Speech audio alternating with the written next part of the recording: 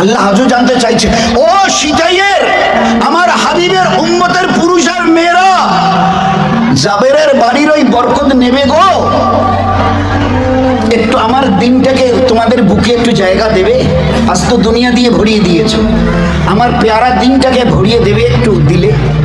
আল্লাহ জানতে চাইছে তোমাদের জীবনকে আমি প্রথম এক শান্তি দিয়ে ভরিয়ে দেবো, আলা বিযিকরিল্লাহি তাতমাইন্নুল কুলুব।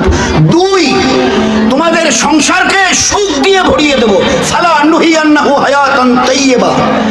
তোমাদের জীবনকে আমি ইজ্জত দিয়ে ভরিয়ে দেবো, মান কানা ইউরিদুল ইজ্জাত ফালিল্লাহ ইজ্জাতু জামিআ। আমার দিনটিকে একটু নেবে, নিয়ে চলবে, তোমাদের জীবনকে ইজ্জত দিয়ে ভরিয়ে দেবো। দেখনি হযরতে বেলাল কে? হাবশার গোলাম, গোলামের গোলাম, কালো কুচকুচে ঠোঁট এইরকম মোটা, একবার তাকালে দ্বিতীয়বার তার দিকে তাকাবে না কেউ। সুশ্রী নয়, দেখতে বিশ্রী, কিন্তু ও কথা আজকে বলা যাবে না। হাজারো হলে সাহাবা, ও তো জানোয়ারের মতো বেচাকেনা হয়েছিল। নবীর কাছে এসে, নবীদের কাছে এসে চেষ্টা করে করে কদম মেলাতে মেলাতে দিনটাকে জীবনে নিয়ে এসে আল্লাহ দেখিয়ে দিয়েছে ইজ্জত কাকে বলে। এ হাবশার গোলাম, কই তুমি? লাব্বাই ইয়া রাসূলুল্লাহ, কাছে আছি। যাও মসজিদে নববীতে তুমি আজান দেবে। মসজিদে, আমার মসজিদ, মসজিদে নববীর মুয়াজ্জিন তুমি থাকবে। মালয়েশিয়া যান, ইন্দোনেশিয়া যান, ওখানে যারা মুয়াজ্জিন না তাদের নাম ধরা হয় না। আমাদের মুয়াজ্জিন আব্দুর রহমান, আমাদের মুয়াজ্জিন আব্দুল সাত্তার, আব্দুল গফফার, ওরা মসজিদের মুয়াজ্জিনকে বেলাল বলে। He is the Bilal, he is the Bilal of our masjid, he is the Bilal of our masjid. Bilal মানেই বোঝা যাবে যে ইনি মুয়াজ্জিন। তো হাবশার গোলাম ছিল, দুনিয়ার কেউ তাকে চিনত না। গোলামের পরিচয় কে রাখে? তো মসজিদে নববীর মুয়াজ্জিন হলেন আল্লাহর নবী সাল্লাল্লাহু আলাইহি ওয়াসাল্লাম। একদিন একটু আসতে, একটু অপেক্ষা, সাথীরা মাশওয়ারা করে অন্য একজনকে দিয়ে আজান দিয়েছে। অন্য একজন, এক রওয়ায়াতে এসে হযরত আলী, এক রওয়ায়াতে এসে অন্য আর একজন সাহাবীকে দিয়ে। আল্লাহ রাসূল সাল্লাল্লাহু আলাইহি ওয়াসাল্লাম মসজিদে নববীতে এসে সুন্নাত পড়ে বসে আছে। আকাশের রং বদলাচ্ছে না। আল্লাহর নবী বড় চিন্তিত হলেন। জিবরাইল এসে সালাম দিয়ে বলছে, ইয়া রাসূলুল্লাহ সাল্লাল্লাহু আলাইহি সাল্লাম, আপনি বেলালকে দিয়ে আজান দেওয়ান, আরশের মালিক আল্লাহ বেলালের আজান শুনবার জন্য অপেক্ষা করছে। এই দুনিয়ার 18 লক্ষ গুণ বড় সূর্যকে আল্লাহ রুখে দিয়েছে বেলালের আজান শুনবার কারণে। ভাবি ইজ্জত কাকে বলে? সূর্যকে রুখে দেওয়া হয়েছে কেন? আল্লাহ সূর্যকে আটকে দিয়েছে।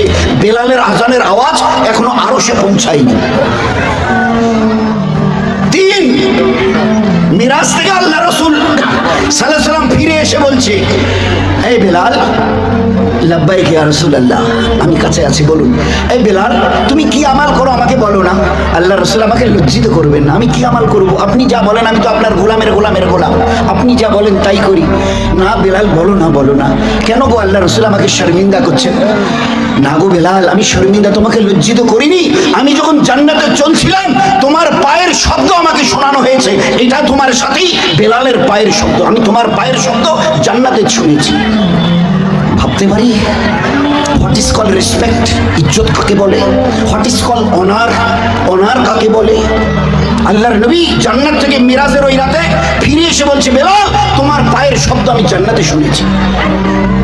চার, ও আমার সাহাবা, ও 14 সাদের পুরো সিতাই হালকার সমস্ত উম্মতের পুরুষ আর মা বোনেরা, কান খুলে শুনে নাও, আমি যখন জান্নাতে দাখিল হব আমার উটের লাগাম এই বেলালের হাতে থাকবে। আমি উটের সওয়ার থাকবো, আর জান্নাতে যখন দাখিল হব এই উটের লাগাম বেলালের হাতে থাকবে। দোস্ত, বুঝি ইজ্জত কাকে বলে? ইজ্জত কাকে বলে? জান্নাতে ঢোকার পরে আমি বলবো, বেলাল আজান দাও। দ্বিতীয় কোনো ব্যক্তি হবে না জান্নাতে আজান দেবার জন্য, এক্সেপ্ট হযরতে বেলাল রাদিয়াল্লাহু তাআলা আজান দেবেন। আর এই আজান 8টা জান্নাত আর 7টা জাহান্নামের জাহান্নামীদের প্রত্যেকের কানে আল্লাহ পৌঁছে দিয়ে দেবেন। সমস্ত জাহান্নামের চৌধুরীরা, আবু জেহেল, উতবা, শোবা, এই আজানের, বেলালের আজান আওয়াজ শুনবে আর বলবে, সাদ্দাকতা ইয়া বেলাল, সাদ্দাকতা। এই হাবশার গোলাম, তুমি ঠিকই বলেছো। আল্লাহর পেয়ারা দিন যাদের কাছে ছিল, আজ তারা হাসতে হাসতে জান্নাতের স্বর্ণ শিখরে ইজ্জতের। আর আল্লাহর পেয়ারা দিনকে যারা ঝুটলিয়েছিল, আমরা সব আরবের বড় বড় চৌধুরী, আবু জেহেল, আবুল হাব, উতবা, শোহবা, আগের পরের, আজ আমরা বড় বড় ঠাটবাট দুনিয়া চালানেওয়ালা, আজ আমরা জাহান্নামের আগুনের মধ্যে হাবুডুবু খাচ্ছি।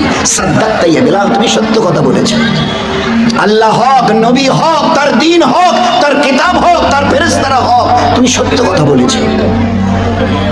This was the life of the Muslims.